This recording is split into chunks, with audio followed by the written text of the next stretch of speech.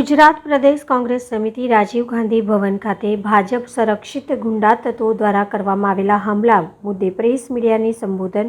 સંસદમાં હિન્દુત્વના મુદ્દે રાહુલ ગાંધીએ કરેલા નિવેદન બાદ કોંગ્રેસના કાર્યાલયોમાં તોડફોડ. કોંગ્રેસના નેતા અમિત ચાવડાએ પ્રતિક્રિયા આપી. સંસદમાં જનતાના પ્રશ્નો ઉઠાવ્યા છે. ભાજપના નેતાઓના ઇશારે હુમલા થાય છે. અમિત ચાવડાએ ભાજપ અને આરએસએસને ગુંડા ગણાવી આક્ષેપ કર્યા. डर का देश नहीं है. तो हमारे सारे के सारे महापुरुषों ने अहिंसा की बात की, डर मिटाने की बात की. डरो मत, डराओ मत, डरो मत, डराओ मत. और दूसरी तरफ शिव जी कहते हैं डरो मत, डराओ मत, अभय मुद्रा दिखाते हैं, अहिंसा की बात करते हैं, त्रिशूल को जमीन में गाड़ देते हैं. और जो लोग अपने आप को हिंदू कहते हैं वो 24 घंटा हिंसा हिंसा हिंसा, नफरत नफरत नफरत, असत्य सत्य असत्य.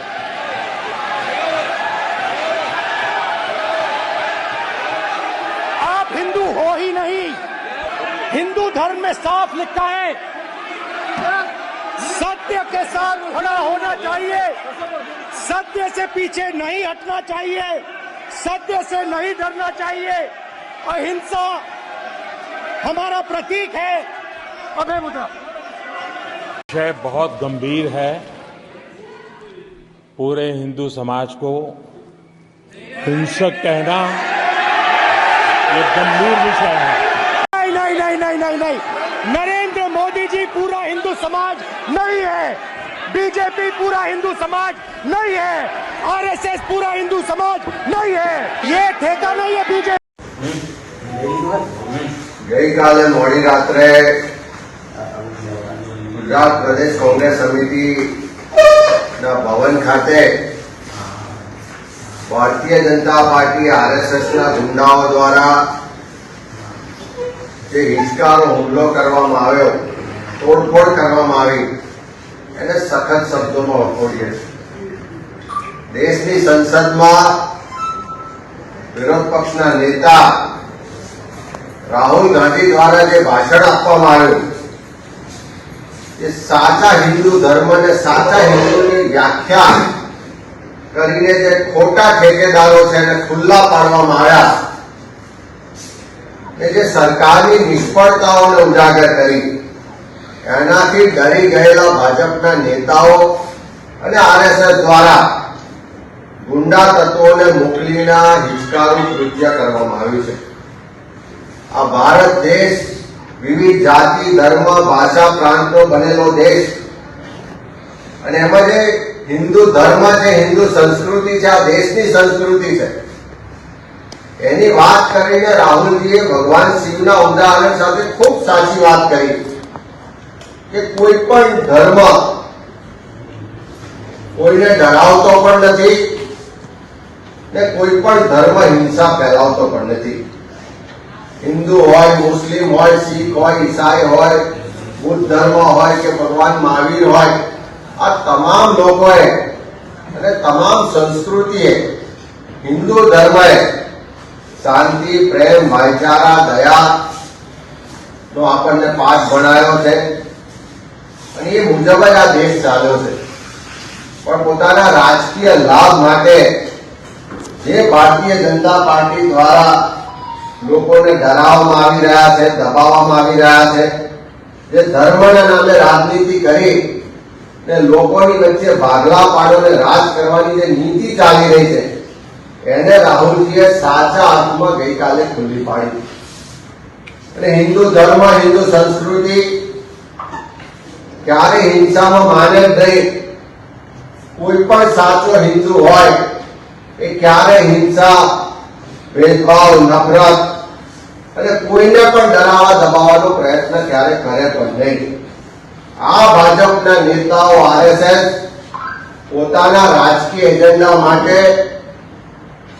જ્યારે હિન્દુ ધર્મના એકલા જ ઠેકેદારો હોય એ રીતે વર્તી અને લોકોને ડરાવી રહ્યા છે, દબાવી રહ્યા છે, દેશમાં હિંસા ફેલાવી રહ્યા છે.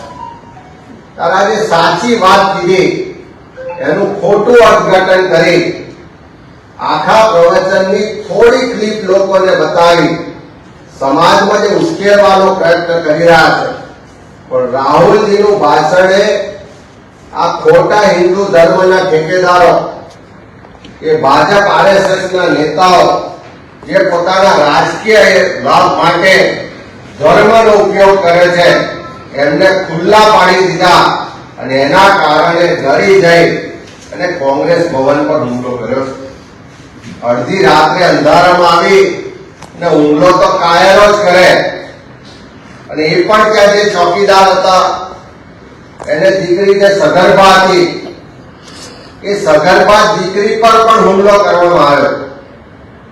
આ કોઈ હિન્દુ હોઈ શકે નહીં, પણ આ હિન્દુના નામે લોકોને ડરાવા દબાવવા નીકળેલા ભાજપના પીઠુઓ અને ગુંડા મવાલી તત્વો દ્વારા હુમલો થયો છે.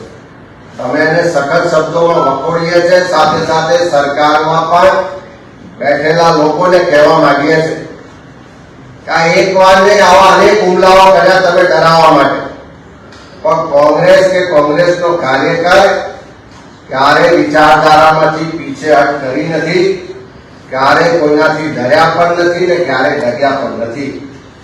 ત્યારે આવા તત્વો સામે કડકમાં કડક કાર્યવાહી કરવામાં આવે અને ખાસ કરીને ભાજપના તમામ નેતાઓને કહેવા માંગીએ કે રાહુલજીએ બહુ સાચી વાત કરી સંસદમાં કે તમને આવનારા સમયમાં ગુજરાતમાં પણ હરાવીશું.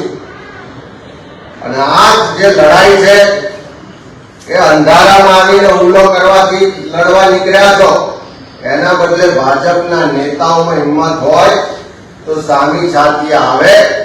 અમે લડવા માટે તૈયાર છે. ગુજરાતના લોકોના ન્યાય માટે, અધિકાર માટે અમારી પાસે જે લડાઈના શસ્ત્રો છે, સંવિધાન, સત્ય અને અહિંસા, એનાથી આ લડાઈ લડીશું. લડવામાં ક્યારેય પીછેહટ પણ નહીં થાય, ક્યારેય ડરાવી કે દબાવી પણ નહીં શકો અને આવનારા સમયમાં 100% તમને ગુજરાતમાં હરાવીશું. એ વાત આજે આપના માધ્યમ દ્વારા એ ભાજપના આરએસએસના નેતાઓને કહેવા માંગીએ છીએ અને આ કૃત્યને સખત શબ્દોમાં વખોડી અને સરકાર આવા ગુંડા મવાલી તત્વોને પ્રોત્સાહન આપવાનું બંધ કરે અને સાચા અર્થમાં સરકાર જો લોકોનું હિત જોતી હોય તો આવા ગુંડા મવાલી તત્વો સામે કડકમાં કડક કાર્યવાહી કરે એવી માંગણી કરીએ છીએ.